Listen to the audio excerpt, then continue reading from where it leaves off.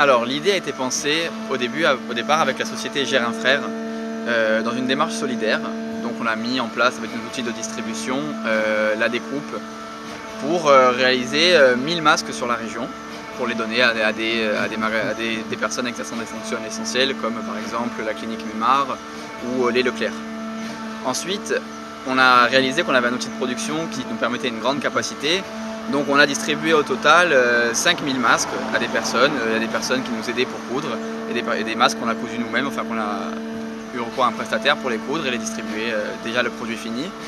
Et à la suite de ça, on a eu des contacts avec des institutions et le milieu associatif parce qu'on était un réel acteur aujourd'hui avec une capacité de production pareille.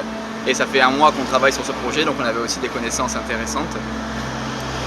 Donc de là est née l'idée de créer Masca pour répondre aux besoins importants qu'il y ait de masques pour la région. Nous aujourd'hui, on souhaite sur les 40 jours à venir de réaliser entre 100 000 et 200 000 masques si possible avec notre outil de production et de tout internaliser, donc la découpe, la couture, la décontamination et la distribution.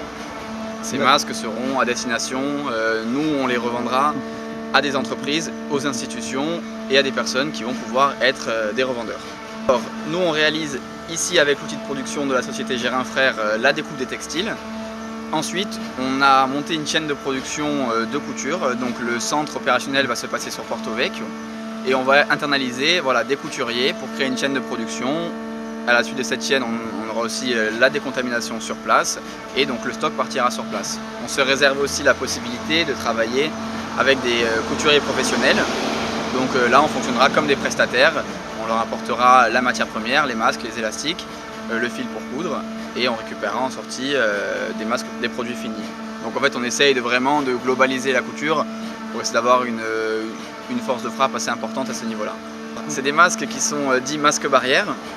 C'est une nomenclature qui est tirée d'une norme de l'AFNOR, qui est un organisme certificateur en fait, qui a sorti ce document. Nous, on y correspond. C'est des masques qui ne sont pas des dispositifs médicaux, donc ce n'est pas des masques chirurgicaux ni des masques FFP2. C'est des masques donc destinés à tout le monde pour l'usage, pour sortir, faire ses courses et qui vont être utiles pendant le confinement et en post-confinement et même pour les entreprises donc, qui pendant ce confinement veulent travailler. Ça fera partie des mesures importantes à prendre pour continuer l'activité économique.